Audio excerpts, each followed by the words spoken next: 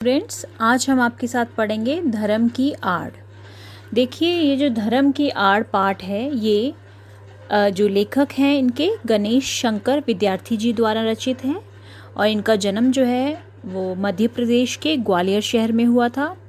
Entrance पास करने के बाद कानपुर दफ्तर में मुलाजिम हो गए, यानी नौकरी करना शुरू कर दी। फिर इन्होंने 1921 में प्रताप साप्ताहिक अखबार निकालना शुरू किया। ठीक है, साप्ताहिक मतलब जो वीकली न्यूज़पेपर होता है। ये आचार्य महावीर प्रसाद द्विवेदी को साहित्यिक गुरु मानते हैं। इनका ज़्यादा समय जो है जेलों में बीता। रीज़न क्या था जेल में बीतने का? ये जो थे बहुत एक्टिवली जो थे, हमारा स्वतंत्रता संग्राम, भारत को आज़ाद करने का जो हमारा आंदोलन था, उसमें इन्होंने बढ़ चढ़ के हिस्सा लिया और उसकी वजह से कई बार इन्हें जेल भी जाना पड़ा। कानपुर में 1931 में मचे सांप्रदायिक दंगों को शांत करवाने के प्रयास में इनकी मृत्यु हो गई। अब यहाँ सांप्रदायिक दंगे क्या होता है? कम्युनल राइट्स जो होते हैं, ठीक है, कम्युनिटी राइट्स जो होते हैं, जो विभिन्न कम्युनिटीज़ के बीच में, विभिन्न रिलीजन्स के बीच में जो दंगे होते हैं आपस में। ठीक है, और आज का जो हमारा पाठ है बेटा, धर्म की आड़, ये बिल्कुल जो है इस सांप्रदायिकता को प्रदर्शित करता है। और लेखक ने इस धर्म की आड़ में जो लोग अपना उल्लू सीधा करते हैं उनके ऊपर, है ना, कटाक्ष करते हुए, व्यंग करते हुए इस पाठ की रचना की है। अब सार की बात करेंगे तो प्रस्तुत पाठ जो है धर्म की आड़ में विद्यार्थी जी ने उन लोगों के इरादों को और कुटिल चालों को बेनकाब किया है जो धर्म की आड़ लेकर जनमानस को, यानी जनता को, यानी लोगों को, समाज में रहने वाले लोगों को आपस में लड़वाकर अपना स्वार्थ सिद्ध करने की फिराक में रहते हैं।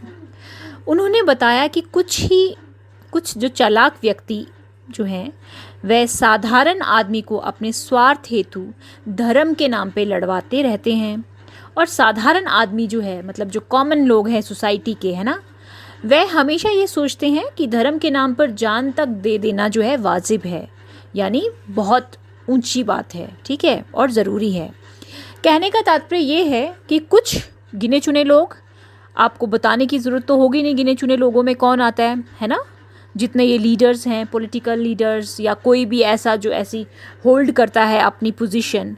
ठीक है, ज़रूरी नहीं है 100% लोग ऐसे हैं, बट 80 का डाटा रखते हैं अगर हम, तो इस तरह के लोग हैं समाज में जो धर्म के नाम पे, है ना, हमारा धर्म खतरे में है, हमारा धर्म को बचाना है, हमारा धर्म जो है उसमें कम लोग हैं, या कुछ इस तरह का जो भी है मानसिकता उनकी, उस चीज़ के नाम पे, वो धर्म के नाम पे लोगों को बुद्धू बनाते हैं और बुद्धू बना के अपने आप तो राज करते हैं। अपने बच्चे फॉरेन में, और यहाँ पे जो आम आदमी के बच्चे और आम आदमी जो है वो आपस में लड़ रहे हैं। ठीक है, विभिन्न धर्मों जो है आपस में लड़ रहे हैं। तो इसी पे ये पूरा पाठ है।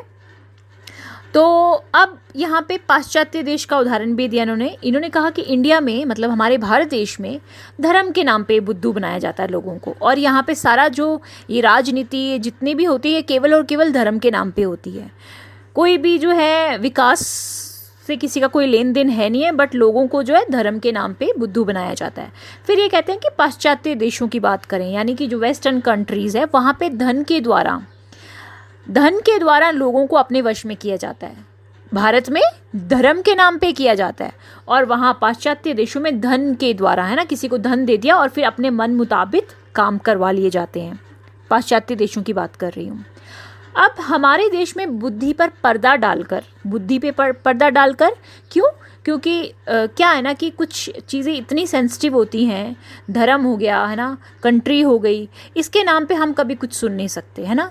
तो और जो इस तरह के चालाक लोग होते हैं, उन्हें पता है कि किस तरह से लोगों को बुद्धू बनाना है ना, क्योंकि धर्म तो सबसे इम्पॉर्टेंट चीज़ होती है हर किसी के लिए, और धर्म के नाम पे बुद्धू बनाना सबसे इजी काम होता है। ठीक है, तो हमारे देश में बुद्धू जो हैं, बुद्धि पर पर्दा डालकर कुटिल लोग जो हैं, कुटिल मतलब चालाक लोग जो हैं, ईश्वर और आत्मा का स्थान अपने लिए ले लेते हैं। ठीक है, और फिर क्या करते हैं? धर्म ईमान के नाम पे लोगों को आपस में भिड़ाते रहते हैं और अपना व्यापार चलाते हैं, मतलब अपना बिजनेस चलाते हैं, अपने घर भरते हैं, है ना, बड़े बड़े उनके घर यहाँ भी हैं, वहाँ भी हैं, बाहर भी हैं, मतलब इस तरह से करके।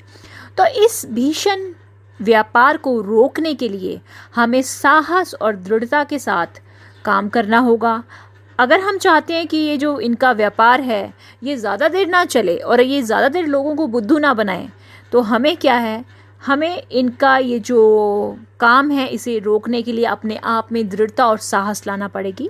हमें पहले सबसे चैरिटी बिगिंस फ्रॉम होम, पहले खुद को समझाना पड़ेगा, फिर हम लोगों को समझाएंगे कि हमारा गलत इस्तेमाल हो रहा है धर्म के नाम पे। यदि किसी धर्म को जो मनाने वाले हैं, जो मानने वाले हैं कोई भी अपना पर्टिकुलर धर्म, ठीक है, ज़बरदस्ती किसी के धर्म में टांग अड़ाता है, तो ये कार्य जो है स्वतंत्रता के विरुद्ध है, ठीक है। क्योंकि देखिए किसी के भी धर्म में हमें कोई हस्तक्षेप करने के लिए, है ना, जो है नहीं हम कर सकते। लेखक कहते हैं कि किसी के धर्म में, है ना, किसी का धर्म जो है वो उसके लिए है, हमारा धर्म जो है हमारे लिए है, तो हमें किसी के धर्म में टांग नहीं अड़ानी है। जैसा चल रहा है जिसके धर्म में वैसा चलने दीजिए, है ना। ज़बरदस्ती अगर हम किसी के धर्म में जाके हस्तक्षेप करते हैं तो ये स्वाधीनता के विरुद्ध है, यानी स्वतंत्रता के विरुद्ध है। देखिए देश की जो स्वाधीनता आंदोलन था, आंदोलन में जिस दिन खिलाफत और मुल्ला तथा धर्माचार्य, ये सब कौन है, जो धर्म के ठेकेदार होते हैं, सॉरी ठेकेदार नहीं होते, मतलब धर्म से जुड़े हुए व्यक्ति हैं, उनको जब लेखक के अकॉर्डिंगली उस दिन सबसे ये बुरा दिन मानते हैं, उस दिन को जब धर्म को, यानी खिलाफत या जितने भी ये आंदोलन हुए वहाँ पे धर्माचार्यों को स्थान दिया गया, ये सबसे बुरी बात मानते हैं। फिर इसके कारण ये कहते हैं कि इसके कारण क्या हुआ, पाप का फल हमें आज तक भोगना पड़ रहा है। लेखक के अनुसार शंख बजाना, है ना, दिन भर व्रत रखना, फिर 5 पहर नमाज पढ़ना और इस तरह के काम करने के बाद हम बाद में अगले ही पहर हम कुछ पाप करें या कुछ गलत करें, तो ये धर्म नहीं है। शुद्ध आचरण और सदाचार ये धर्म के चिन्ह है, यानी शुद्ध आचरण होना चाहिए हमारा और सदाचार, झूठ नहीं, और आचरण हमारा सही होना चाहिए। तो ये जो 2 हैं ये धर्म के चिन्ह बताए गए हैं। फिर महात्मा गांधी ने धर्म को सर्वत्र स्थान दिया है। जो महात्मा गांधी का एग्जाम्पल दिया है इन्होंने, और कहा है कि महात्मा गांधी जो हैं वो धर्म को सर्वत्र स्थान देते हैं, और उनके अनुसार धर्म से तात्पर्य जो है वो क्या है, उच्च विचारों से है, यानी ऊंचे विचारों से है। महात्मा गांधी भी यही बोलते हैं कि नाक दबा लेना, शंख बजा लेना धर्म नहीं है, शुद्ध आचरण और सदाचार ही सच्चा धर्म है। लेखक के अनुसार 5 वक्त की नमाज पढ़ते रहो, 2 घंटे बैठकर पूजा करने के पश्चात दिन भर अगर आप बेईमानी करने की छूट, मतलब आप काम करते हैं, तो ये गलत है। इसका मतलब तो ये है कि आप ईश्वर को रिश्वत दे रहे हैं, गलत काम करने के से पहले आप ईश्वर को रिश्वत दे रहे हैं, ठीक है। ऐसे धर्म को कभी माफ़ नहीं किया जा सकता, और इन्हें गांधी जी कहते हैं कि इनसे अच्छे वह लोग हैं जो नास्तिक हैं। मतलब कि लेखक भी यही मानते हैं कि ऐसे धार्मिक व्यक्तियों की अपेक्षा उन नास्तिकों को अधिक अच्छा और उच्च मानते हैं लेखक, जिनका आचरण उत्तम है, जो दूसरों के सुख दुख को ध्यान रखते हैं, तथा जिन्हें धर्म के नाम पर उत्पात मचाना गलत लगता है। ईश्वर भी ऐसे ही लोगों से प्यार करते हैं जो मानवता को ही अपना धर्म मानते हैं। इसलिए व्यक्तियों को चाहिए कि पशुता को त्याग कर मनुष्यता को अपना जीवन में स्थान दे दें, और जो धर्म है वो ऐसे चलाएं कि अपने धर्म को इस तरह चलाएं कि आपका शुद्ध आचरण जो है, व्यक्तित्व बाहर आए, ना कि किसी को आप, है ना, अपने 3-4 किताबें या ग्रंथ पढ़ लिए और हम महात्मा बन गए, ये गलत बात है। तो यहाँ पे मैं आशा करती हूँ कि जो धर्म के नाम पे कुकर्म और कुकांड जो लोग करते हैं, ऐसे लोगों से आप बचोगे, क्योंकि आप ही हमारी जो भावी पीढ़ी हो, हमारा, है ना, हमारा यूथ हो, तो आप लोगों के लिए ही ये चैप्टर जो है ना, आपको समझाया जाता है। तो कभी भी किसी गलत काम को करने से पहले दिमाग लगाओ कि क्या ये सही है, और क्या मेरे ईश्वर जो है ऐसा काम करने की इजाज़त देते हैं।